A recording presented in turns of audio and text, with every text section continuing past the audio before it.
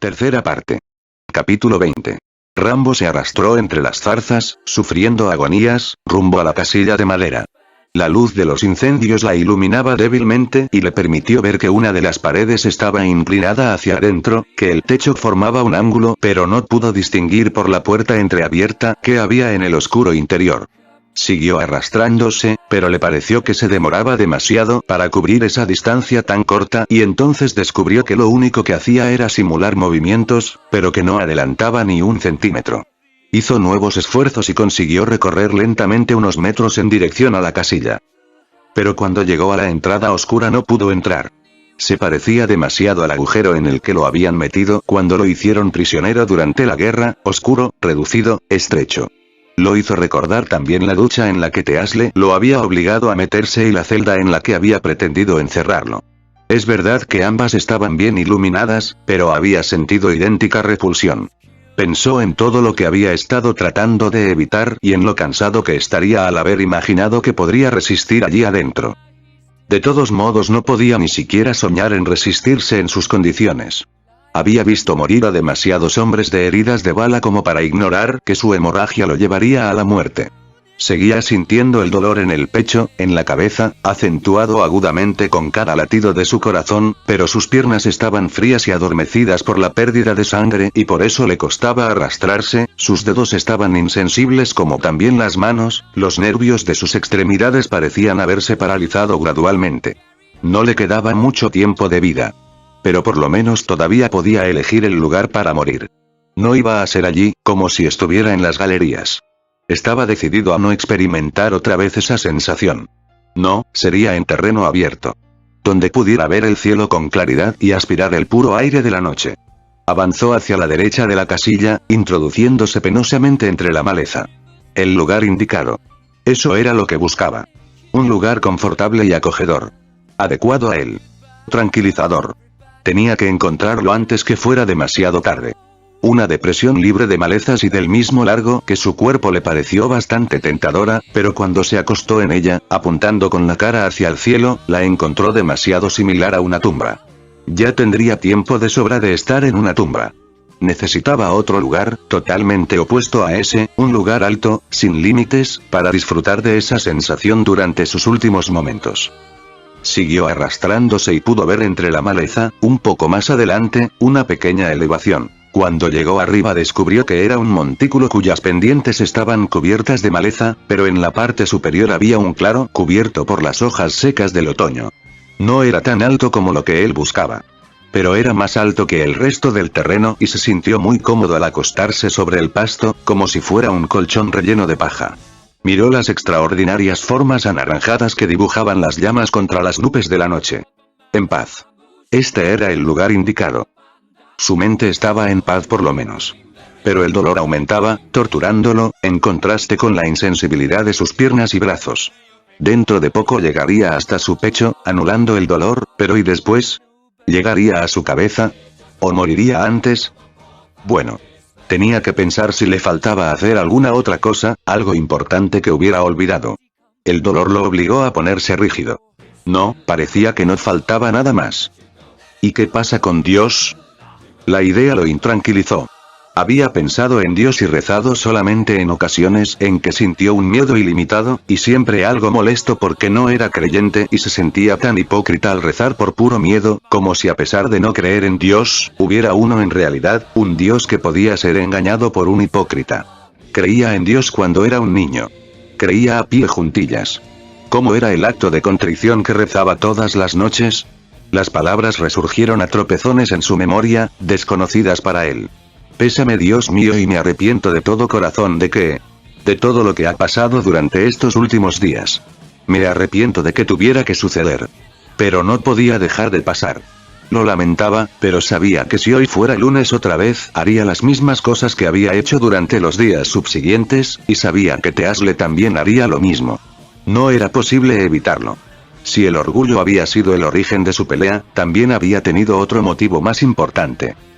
¿Como cuál? Una serie de tonterías, se dijo a sí mismo. Libertad y derechos humanos. No había sido su intención demostrar un principio. Había salido a luchar contra cualquiera que pretendiera intimidarle una vez más y eso era muy distinto, no era ético, sino personal, emocional. Había matado a un gran número de personas y podía alegar que sus muertes fueron necesarias porque formaban parte de lo que insistía en intimidarlo, haciéndole imposible la vida a una persona como él. Pero no estaba muy convencido. Había gozado demasiado con esa lucha, gozado mucho con los peligros y las emociones. Pensó que quizás la guerra lo había preparado para ello, que quizás se había acostumbrado tanto a la lucha que no podía hacerla a un lado. No, eso tampoco era exacto. Podía haberse controlado si realmente lo hubiera querido. Pero sencillamente no tuvo ganas de controlarse.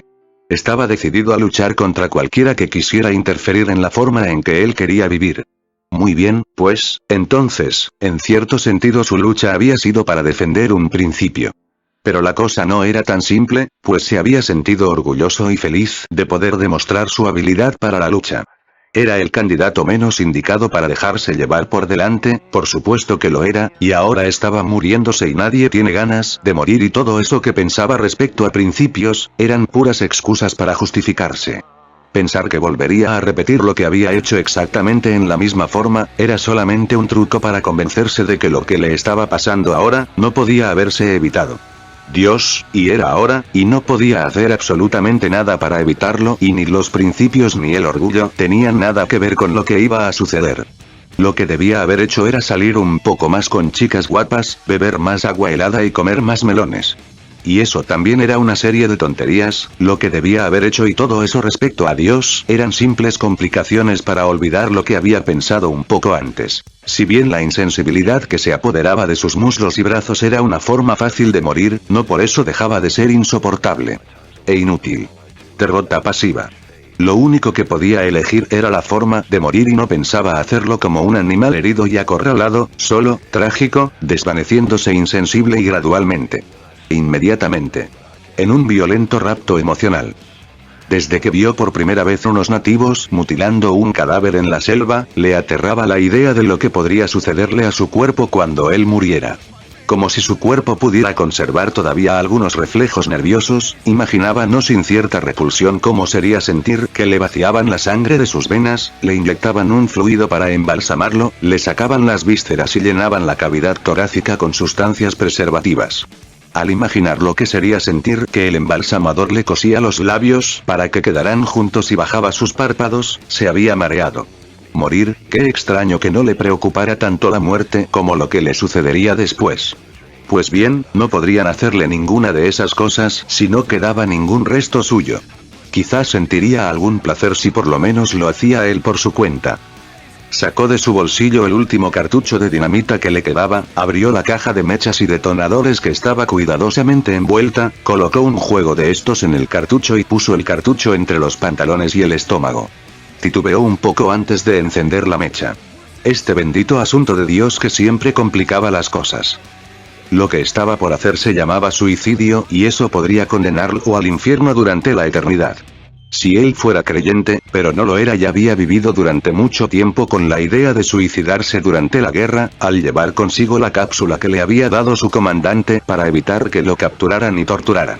Pero cuando lo capturaron no tuvo tiempo de tragarla. Y ahora, en cambio, iba a encender la mecha. Pero ¿y si Dios existía?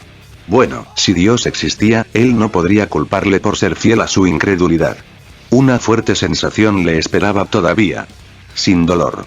Demasiado veloz como para sentir dolor. Un relámpago destructor y nada más. Por lo menos, eso ya era algo. La insensibilidad había llegado ya a la ingle, se preparó entonces para encender la mecha. Y al echar una última y borrosa mirada hacia el campo de juegos, vio con la luz de los incendios una doble imagen de un hombre vestido con el uniforme de los boinas verdes que avanzaba agazapado y cautelosamente, escondiéndose detrás de las hamacas y toboganes. Llevaba un rifle. O una escopeta de caño recortado. Los ojos de Rambo no le permitieron distinguir cuál de las dos armas era. Pero pudo darse cuenta de que era un uniforme de boina verde y comprendió que era Trautmann. No podía ser ningún otro. Y detrás de Trautmann, tambaleándose por el campo de juegos, sujetándose el estómago, venía Teasle, tenía que ser él, avanzando a tropezones hacia el armazón triangular de un juego de barras, y entonces Rambo comprendió que tenía un modo mejor de morir.